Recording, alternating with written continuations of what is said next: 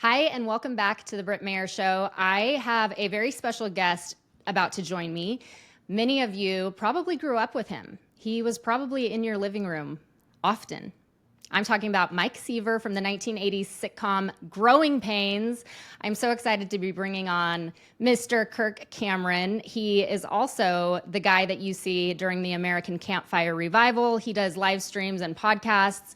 His passion now is to urge the family of faith to return to the principles that will bring blessing and protection to America. Kirk also recently authored the children's book, As You Grow, that teaches biblical principles and character. And what I'm really excited to talk to you and with him about is his new show that just released for kids. And my only thing is, I wish it had been around sooner when my kids were teeny tiny, but they are still loving it. So, Kirk Cameron, welcome.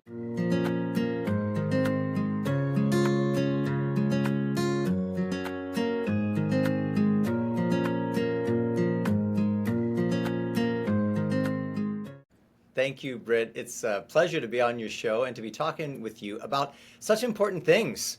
I'm sitting here in Virginia. It's a beautiful day. The trees look like they're made of glass, something out of Disneyland or a crystal store because of the freezing rain on these bare branches. I've never seen anything like this. It's absolutely gorgeous. Because I've lived in Southern California so long, I'm not used to this kind of weather. But the locals don't like it because it actually uproots trees and breaks them in half. It's actually really dangerous as these giant ice swords are falling from the power lines and shattering on the floor below. I'm a little scared to go outside. Yeah, we don't get that so much in California, which is where you came from. So this is a whole different wonderland for you. Yeah, it's beautiful here. We now live in Tennessee. We are California refugees seeking asylum in a beautiful red state like Tennessee. And when I go to the grocery store, almost everyone I meet is either from California or New York or Chicago. And I'm still trying to take off the residual California in Tennessee because I want people to know that I'm so grateful to be there and that we're there as a survival tactic, not to abandon California, but so that we can bring revival back to California as we learn how to create liberty for our families and our communities. Yeah, it's almost like a retreat. What you're doing, like it is very tactical and strategic. Strategic retreat, and I'm feeling the rumblings of revival everywhere, and I think the next 4 years are an incredible opportunity for us. So good. Well, hey, let's jump into part of this revival being the focus on our kids. And I'd like to start just asking you why this is so important. Why are you focusing now on kids and bringing them this new message with your show? It's Iggy and Mr. Kirk. And I just want to ask you, what was it that motivated you to go down this new road? Well, I have 6 children. My wife and I have kind of a big family, not compared to some homeschoolers out there who have got a whole dozen kids or more, but we have 6 and we have a grandchild. So I'm a grandpa now. Mike Seaver is officially a grandfather. And I can't help but think that every day that we have is a gift from God. And I want to pour into the next generation. There is very clearly a war on children. Mm-hmm. There are machines in the entertainment industry and the health industry that are destroying the hearts and minds of children, destroying their moral character and their virtue, and scrambling their brains and making them so ADD they can't sit for 30 seconds and listen to their mom or their dad tell them something.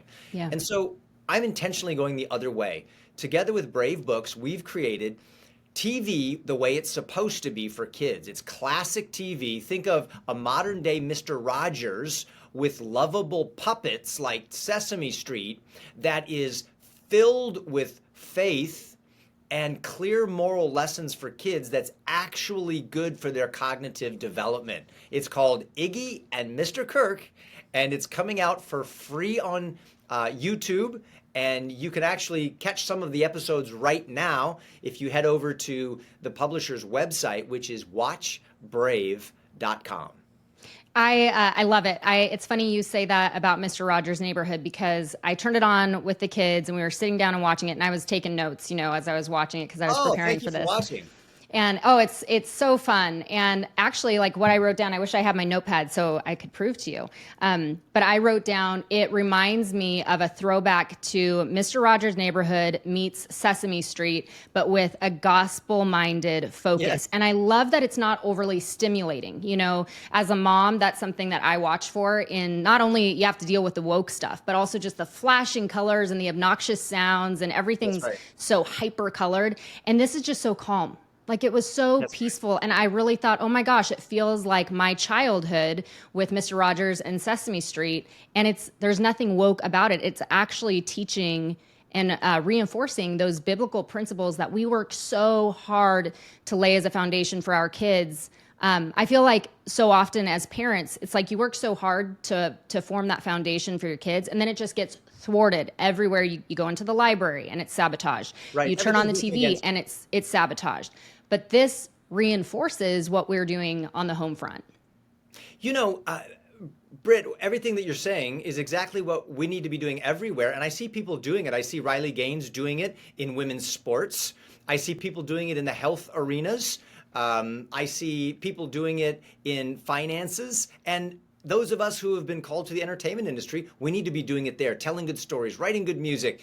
And I'm very excited about entertainment that is the solution to media problems. There's too many conservatives and Christians, frankly, who have become professional whiners. When what we should be doing biblically is become winners of the culture. Stop complaining about the culture and start creating the culture you want for your kids. Yeah. Or for Amen. your healthcare, or for your finances, or for your politics, or for your libraries, or your school, or your church.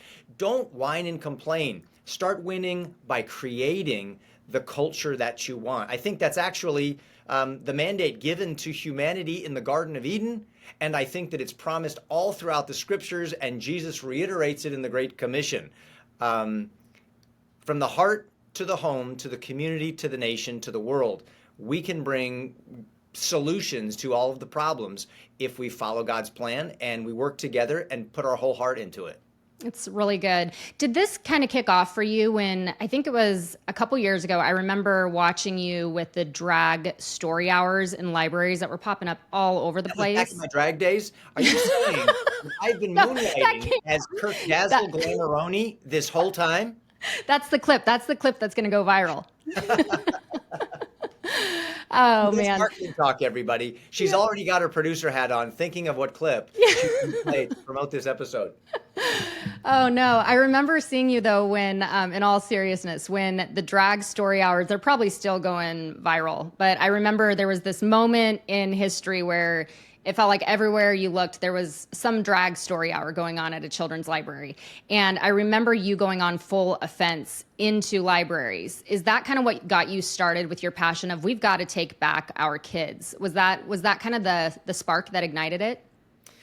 You know, in a sense, I think that drag queens were a blessing in disguise, just like COVID was a blessing in disguise. It seems to be that we as human beings can become so blinded by our own neglect and apathy, and that we let weeds grow up in our garden and let the vegetables rot before we recognize what's even going on. And then the weeds tell us that we need to do something.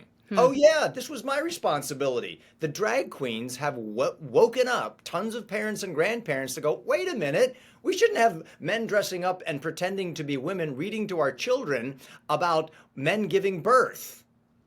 And so we need to take care of this. This is actually our job to parent our children and tell them stories and give them values. So I thank God for everything. I think nothing is random, and he's working all things together for good for those who love him. Even drag queen story hours and COVID, because it served as a fantastic wake-up call. And here we are today with so many boots on the ground, soldiers in the army of compassion, waking up to their responsibility as parents and as citizens of heaven and citizens of the United States to get back to the values that lead to our blessing and protection. When you're talking about waking up, I wonder because you are in the inside and you've been in the inside of Los Angeles, Hollywood life for a really long time. Two questions, like I was actually thinking in prep for this with you is, have you noticed the big change like in your lifetime legacy in the world of Hollywood and arts? Did you notice the shift, or did it come so suddenly that you were just as shocked as the rest of us? Which shift? The shift toward leftist progressive, Yes, that. or the shift of leftist Democrats who now are voting for Trump? It's funny. That was the second part of the question. So both. I'm curious. That's actually you're ahead of me. We're doing so good. You're ahead of me in my questions. But both. Did you notice the rapid decline? And have you started to notice that pendulum swinging back now? I know you're on the front lines of the pendulum swinging back, but have you noticed that shift start to go backwards too now? Yeah, here's the way that I look at it. It wasn't a quick shift. It felt like overnight. Like, holy cow, what in the world's going on? Yeah. And we were like on hyperdrive, like heading for the lake of fire morally and economically and politically. But the truth is, we've been on that rocket ship for a long, long time. And think of it like this. You get diabetes in your 50s and 60s and 70s, but it doesn't just suddenly come on. It's because you've been eating crap sugar food since you were 5 years old. And your body's pretty resilient for 45 years. And then all of a sudden it says, enough. I can't keep up with it anymore. You're now going to have to deal with the consequences. And that's what we did when we started outsourcing our parenting to public schools.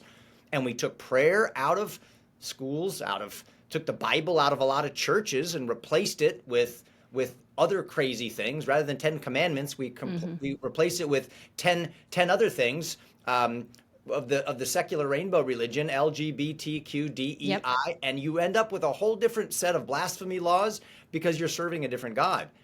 And it eventually catches up with us, and now all of a sudden our little girls are saying, I want to grow a beard and chop off my body parts and become a man.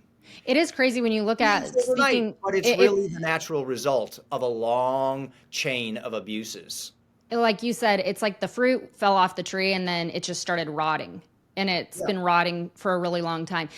Talking about education, it's interesting because I have one of the early childhood primers. I'm a second generation homeschooler, and I swore I'd never homeschool my kids. And the joke was on me because here I am homeschooling. My kids have never been in any form of indoctrination school. And I have one of Noah Webster's early childhood primers that was used in our one-room schoolhouses in early America. And it's wild because our kids were learning how to read, write, and arithmetic from the Bible. That was the 3 R's, reading, writing, arithmetic, were all Bible based. And then, especially in the 60s, there's this huge onslaught of taking Jesus out, taking prayer out, taking catechism out, the 10 Commandments go out. And it was gradual before then. But then at some point around then, the fruit fell off the tree. So it is interesting to see that connection into the world of entertainment, like what you're seeing. Of course, if we're rotting culturally and our families are starting to break down too, we're going to see that infect everything. Yeah, I think you're right. You're exactly right. It happens over time. And the guy that snipped the root to the tree, the guy that severed the tap root, the biblical root to education in America was Horace Mann. The father of American public education, as opposed to biblical education in America, who was Noah Webster, as you pointed out. He gave us Webster's dictionary. He was a founding father. He was the father of American education. And he said this. Can I share a quote with you? One of my favorites. I've taken time to memorize it. Noah Webster said, "Every government is based on some religion." Think about it. Think of any country in the world, in the Middle East, anywhere. It's based on some religion or philosophy of life, and the education of that nation propagates the religion of that nation. He's stating that as just a universal fact. And then he said, in America, that foundational religion was Christianity, and it was sown into the hearts of Americans for 2 centuries through the home and schools, both public and private. He said, our liberty, our growth, and our prosperity was the result of a biblical philosophy of life.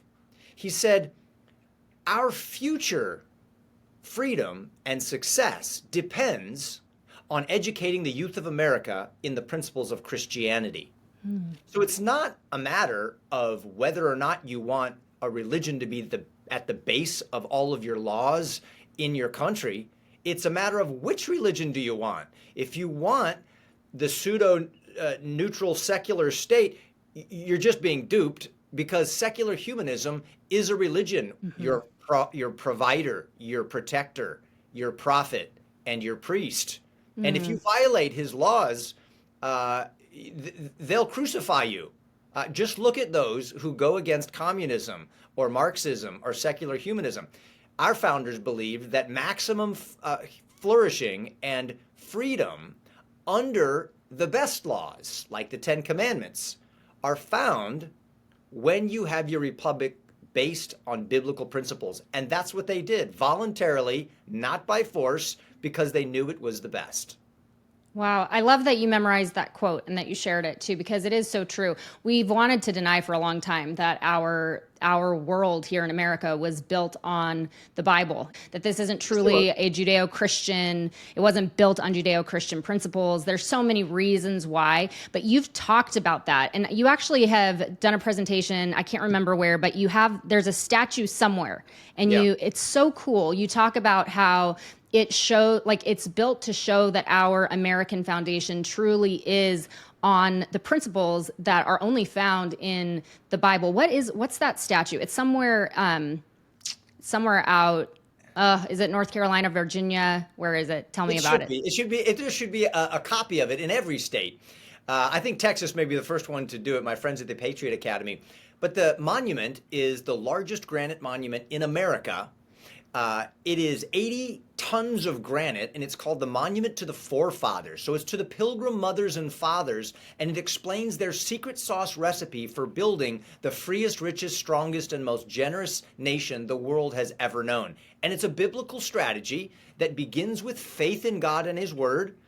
It then manifests through an internal change of the heart through the gospel and a morality that is based on the Ten Commandments.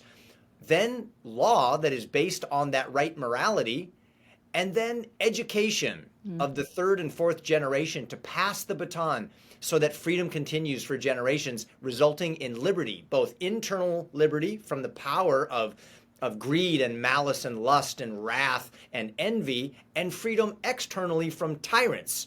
That's why we're not China and North Korea. It's because of the change that happens on the inside, because of faith in the God of heaven. Yeah, we need that in every state. Do you think that under this new Trump 2.0 is what I keep calling him? It's the savage version of Trump. He's going in and he's not... Beast mode. Yeah, he brought a blowtorch with him this time. Do you think that we obviously don't view Trump as our savior, but we have seen incredible executive orders rolled out right away that are trending us back toward the laws of our creator and creation. Do you think that we are ripe for what will hopefully become a sweeping revival across the states? That's such a great question. And yes, I do. Here's a question. What if the recent cultural setback is really a divine setup for a spiritual comeback led by the family of faith?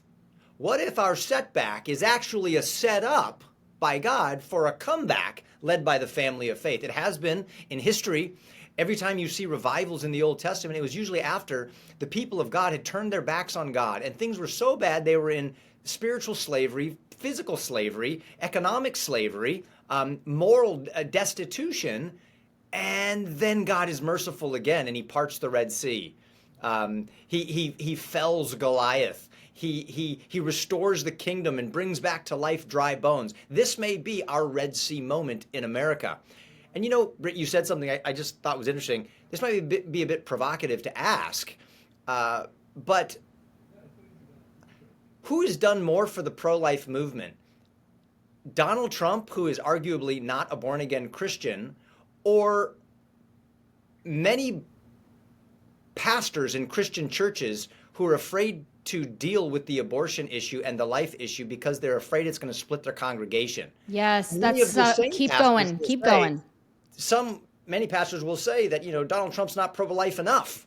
because he believes in some exceptions and this and that. And while, hey, listen, I'm as pro-life as you can possibly be. I have 4 adopted children that were 1 doctor appointment away from not existing. My wife is an adopted child. She almost didn't make it if an abortion had taken place. And if she wasn't born, our 2 natural born kids wouldn't be here either. I am pro-life all the way. However, I am all for a man who's going to come in and has done what he's done at the federal level and the Supreme Court level, and done so much for the pro-life movement, and has the cojones to do what he did that many pastors have lost for whatever reason.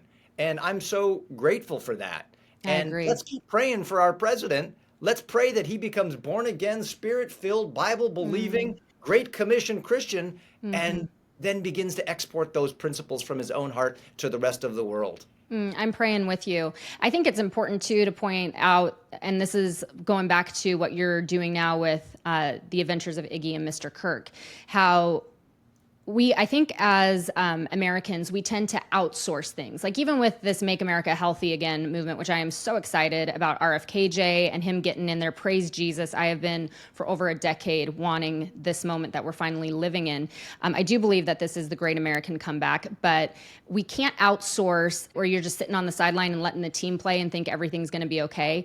There is an aspect of we have to get in the game as Americans, and especially as families. And I think that we have tended to outsource that. We've expected the pastor is going to teach our kids, so we don't need to do it at home. The teacher is going to teach our kids, so we don't need to do it at home. RFKJ is going to make America healthy again, so we don't really need to read the labels. There's this sense of laziness, of outsourcing, but talk about how it's so important that we own those things and that we actually are the head of our families and that we're not just outsourcing and expecting everyone else to do what is the role of parents? What is the role of parents in today's culture, and how does that tie in to what you're doing with this new show?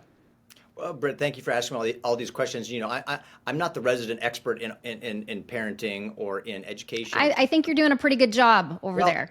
But simply from my perspective, my understanding from Scripture and history, particularly American constitutional history, is that last time I checked, God entrusted children to parents, not to governments, not to schools, and not even to churches.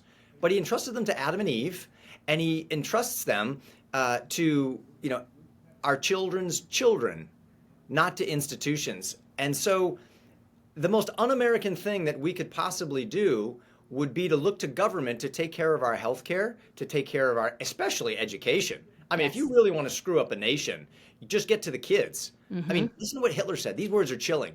Hitler said, "I say to my detractors who disagree with my ideas, I don't care what you think. You're 50. I've got your children in my schools. And in 40 years, you'll be gone, and my culture is the only reality they'll have ever known." Wow. So they play the long game by getting to the children early. And if you and I give them to them, and even worse, we actually pay our taxes to fund public schools for those teachers to undermine your kids' morality, spirituality, and their patriotism, that's the most diabolical thing in the world, and we're the most gullible people on earth. Let's turn that all around and be the wisdom-filled solutionaries to that problem and get back in the leadership positions with our children's lives. The Jews understood that for thousands of years. Take these commands that God's given to me, put them in my heart, and then teach them diligently to my children. Not for an hour after soccer practice, after 8 hours of school and 2 hours of homework, for 5 minutes when they go to sleep. No, when they wake up in the morning, when they're sitting on the couch, walking down the street, going to bed, and when they rise up. This is an all-day kind of a thing, and that requires time. And I can't think of any more important or sacred ministry for a mom, for a dad, and for a grandparent than to raise the next generation, educating them in the principles that lead to their blessing. Amen. Okay, as we wrap up, I want you to, for those people who haven't had a chance yet to watch this show, give us the background, the story of who are you in it. We finally get to bring you back into our living room again, which is really fun for those of us who grew up on you when you were a teenager. But you're a little older now. You're wearing a hat. You've got a little iguana. That's right. My kids love it. Like I said, they love it. But what's the story, and how can people follow this, I'm sure that Hollywood is lapping it up and they all want to invest in it, right? Well, they will once they watch the episodes like you have. And if people want to watch them, then go to watchbrave.com, watchbrave.com. You can see the first few episodes for free, and you can sign up and subscribe to watch all the episodes for the rest of the first season. So it's basically a story of Mr. Kirk and his wife and their daughter, who are living with a unique situation in that they've adopted an adorable green iguana named Iggy. And they're raising him in their treehouse in the backyard. And Mr. Kirk is there with him every day and helping him to learn the relatable lessons that every child experiences in America. He's got to learn about self-control and respecting other people and faith in God and overcoming your fears. Meanwhile, there's this colorful cast of puppet characters, including a diabolical vulture named Culture, who is lying to Iggy and deceiving Iggy, even confusing him about his own identity, which is a hot topic for children today. And we teach things like gender reality from God's perspective in this beautifully animated, entertaining, live action, morally based TV show that parents can trust. It's just beautiful. There's high-tech computer stuff going on. There's animation. Real kids are asking real questions. And it's fun. It's funny. It's wholesome. It's classic TV that both kids and parents are going to fall in love with. Yeah, I'm a huge fan. I think you guys are so cute in it. I'm just like, oh, it feels good. It just feels like a warm cup of soup. Like he's real. Especially when you tuck him in at night and he sings that little lullaby. Oh, come on. I mean, come on. Like tears are coming down your cheek. And when kids get the little green Iggy stuffed doll and they want to sing that with you as you tuck them in, I mean, it's really cute. It's very well done. You know, there are some shows that have tried to come out and do something in the world of entertainment, and you're like, oh, good luck to you. This one is different. And you're right. You know what? I think Hollywood might come knocking at the door, especially if we're seeing that pendulum swing. And I know that you're not going to sell out. You're going to keep this biblically based with truth. You know what Trump should do? He should create a cabinet position and put me in charge of children's programming. Wouldn't that be great? Donald Trump, President Trump. Did you hear that? You got RFK, children's programming. Come on. Put in KC. I think we need someone needs to send him a message. Come on. Okay, President Trump, did you hear that? Let's make this cabinet position. Let's get him. I want to be part of the Avengers team. I would love it. You would actually, you know, I was thinking this morning that I know that he had his appointees into Hollywood. And I was like, what about our guy right here, Kirk Cameron? But we need you for the kids department. That's exactly where we need you. All right. Well, somebody with influence, you know, send them some smoke signals or something. Well, I thank you so much for joining us, for talking about this amazing new show and just your passion project that you have been working on, that this isn't just limited to children. You have such a heart for the whole family. You're doing your bonfire revivals. You have so much going on. How can people follow just overall the work that you're doing and encourage Trump to get you in there on cabinet for our kids? That's right. I'm loving Tennessee so much. I'm not sure how much time I want to spend in the swamp. So you could follow me by following me on social media, and then you'll hear about everything. So you could follow me at Kirk Cameron on Facebook and Instagram and X. That's easy. That's easy. And how can people watch and crowdfund this, the adventures of Iggy and Mr. Kirk? It's really simple. Go to watchbrave.com. Brave Books are the guys that I'm partnering with for the show. Go to watchbrave.com. You can see the first few episodes for free, and then you subscribe to their Book of the Month Club. So they'll send you a new book every month, and these are the books that are the basis for every episode of Iggy and Mr. Kirk. And you can get access to all of those episodes there. Well, thank you so much for joining us. It was real fun to talk with you, and I am just wishing all of the success of this new project. I think it's a very special one. Thank you, and I love the name of your show, Rooted Wings. This is fantastic, and I hope our roots continue to go down deeper. Amen. And that we soar to higher heights. Amen. Thank you, brother.